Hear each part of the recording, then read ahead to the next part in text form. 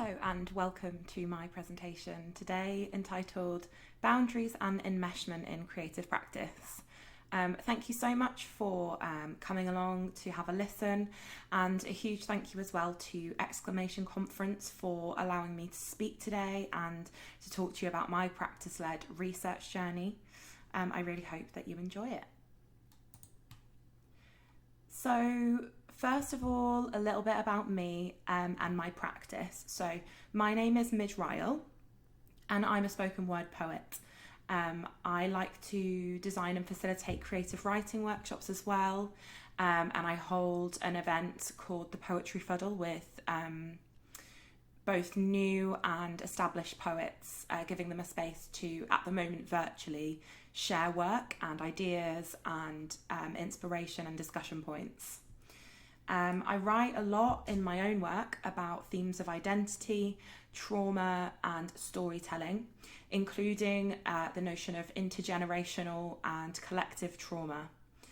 I've become very interested through my MA studies in feminist critical theorists and those who can kind of help us to think differently about, long established beliefs in the fields of academia. About the nature of epistemology and the nature of knowing and knowledge making. Through my MA, which is in creative practice at Leeds Arts University, I'm currently making a lot of collaborative work with other artists. And I hope to kind of share with you a little bit of kind of my research interests and a little bit of the kind of work I've been making as well as we move through the presentation. I've always had an interest in language and communication. I studied linguistics and French at undergraduate level. And I also have a long-standing personal interest in critical psychology and psychoanalytic theories. So Carl Jung has been and continues to be very influential in the direction of my research journey. I'm currently going through therapy, and the type of therapy that I am going through is called psychodynamic therapy. So these are things that, you will see coming up and influencing the direction that my research is taking at the moment. So I've called this slide pre-background because in a big way it's been quite difficult to actually draw the line here, as it were, in terms of what to include as relevant background research for this project.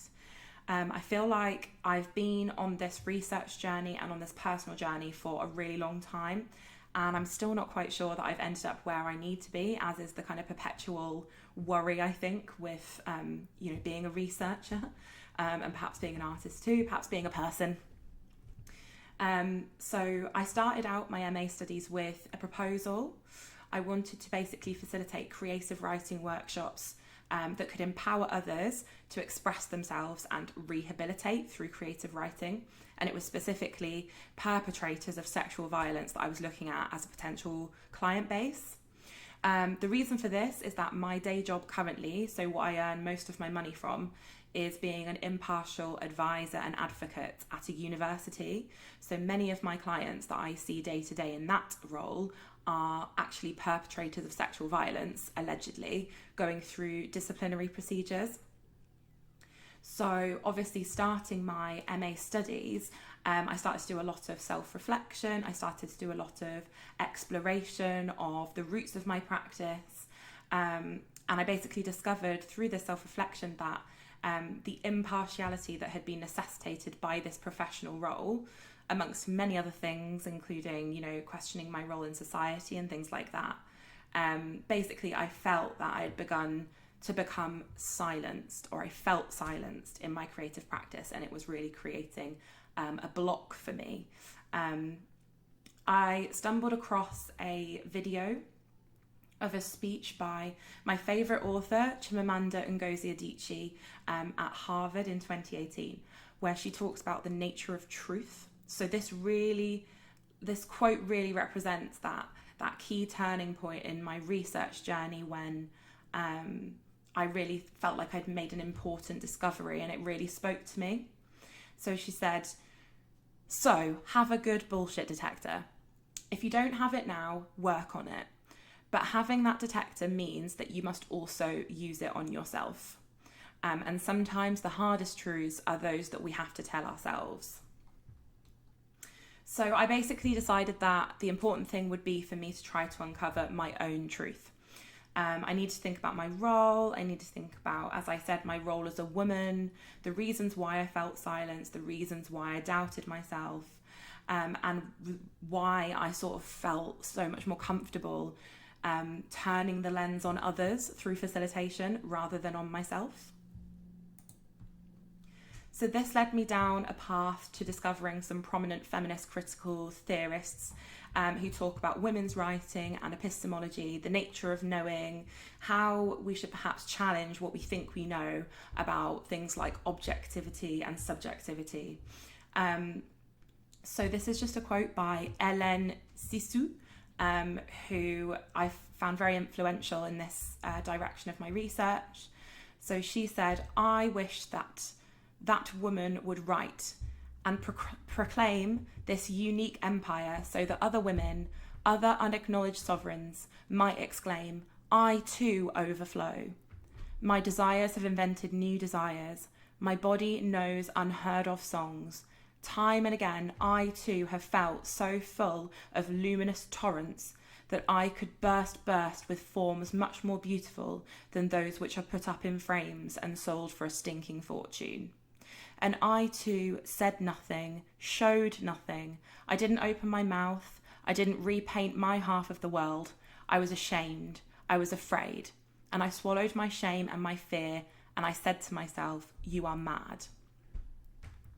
So it's through theorists like Hélène Cixous and Donna Haraway that I found myself wanting to embrace the messiness of my own human existence, and I opened my mind up to new ways of thinking.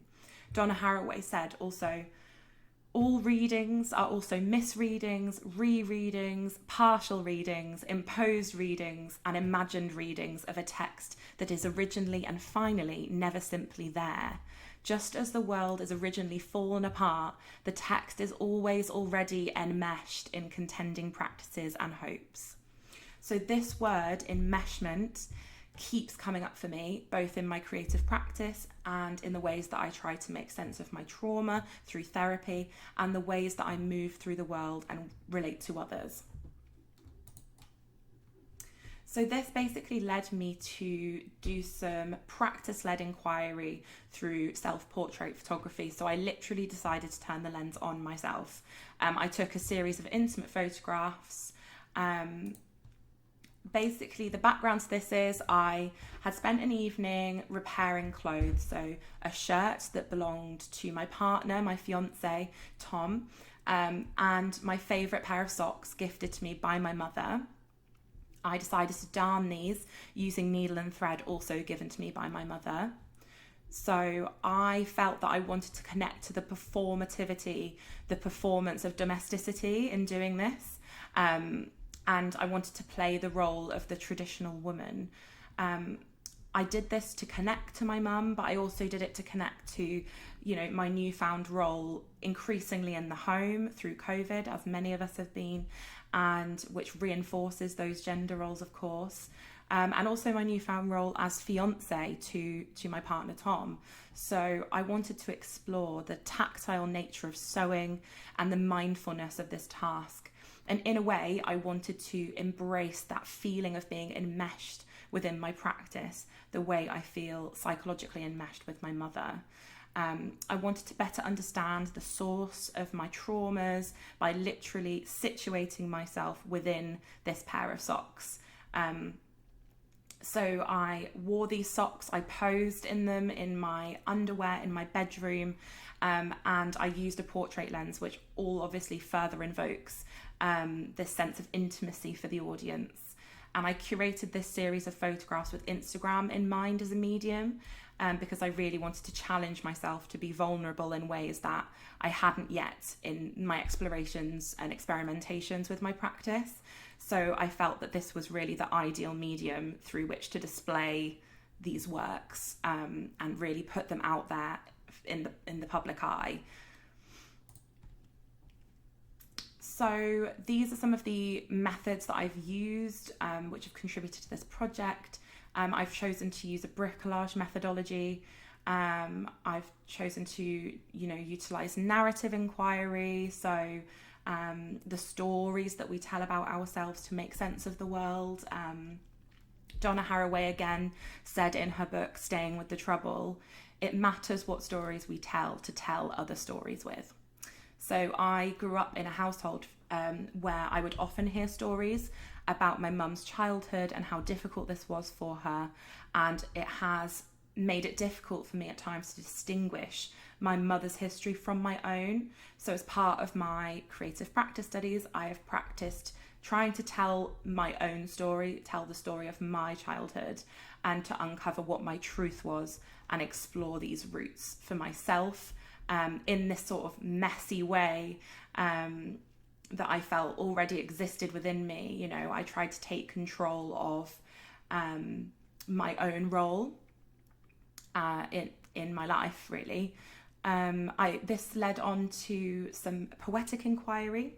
So in the stories that my mother has told me historically, she uses a lot of words from her childhood, including words from the sort of Nottinghamshire area where her father hailed from. So I wrote a poem titled Misling, which means misty rain in that dialect. And I wrote it from the perspective of a witch mother hybrid character that I'd encountered in a dream. So this was kind of also bringing in theories about dream symbolism that I'd been inspired by from Carl Jung. So this particular poem I found really, really difficult and painful to write.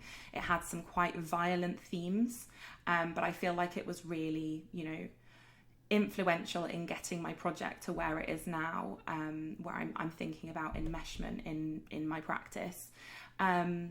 Some of the other things, obviously, I'll come on to, but I've conducted some interviews, and I also utilise the community of inquiry that I've established through social media posts and using Instagram stories to ask for audience input, as well as through the Poetry Fuddle events that I host with fellow artist Eleanor Scorer.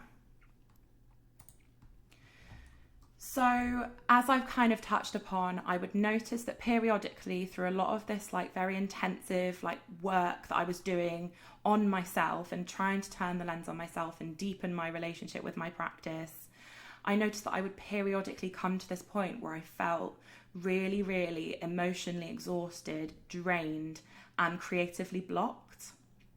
So I kind of realised that this was the moment where I wanted to further explore this concept of boundaries and enmeshment within creative practice and within research.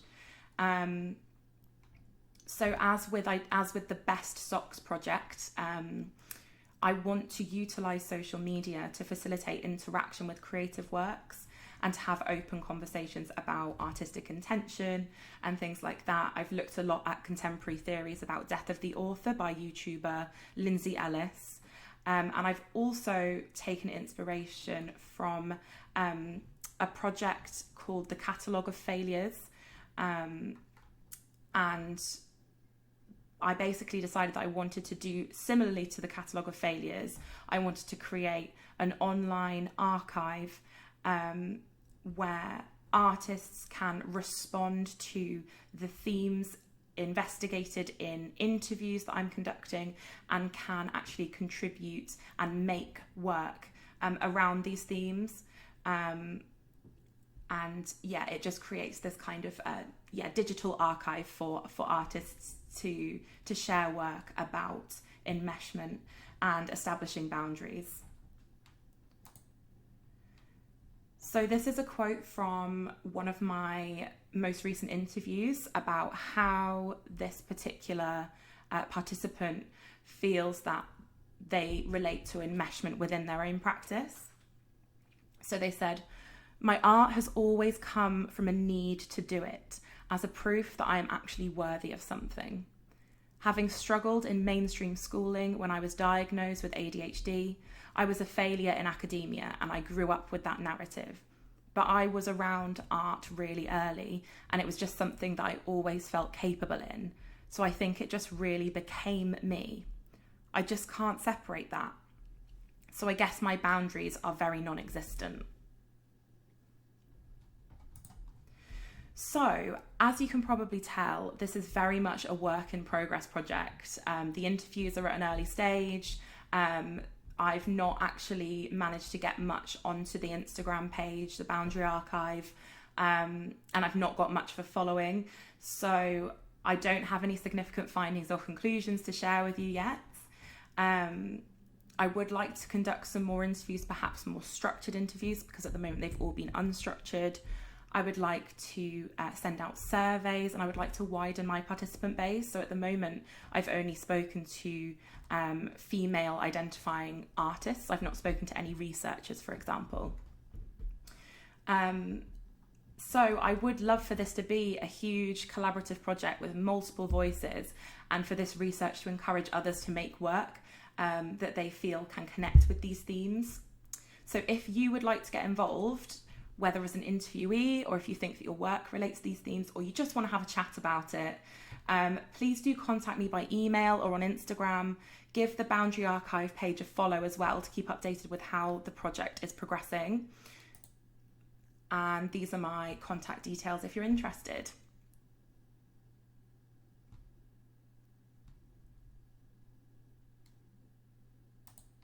Thank you so much for listening, and I hope the rest of the conference goes well. Thank you.